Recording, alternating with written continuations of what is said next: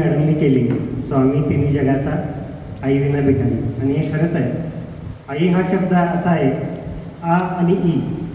आ म्हणजे आपली आणि ई म्हणजे इच्छा.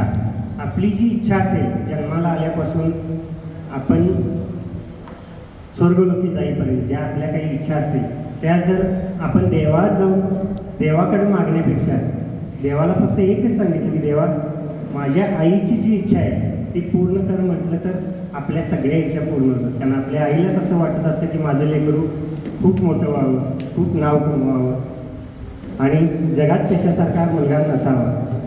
आणि सर्वांच्यासाठी सर्व आयांच्यासाठी तिला असं वाटत असतं की माझ्या मुलग्यासारखा सर्वांचा मुलगा असावा. तर मित्रांनो, आपण आपला वाढदिवस साजरा करतो.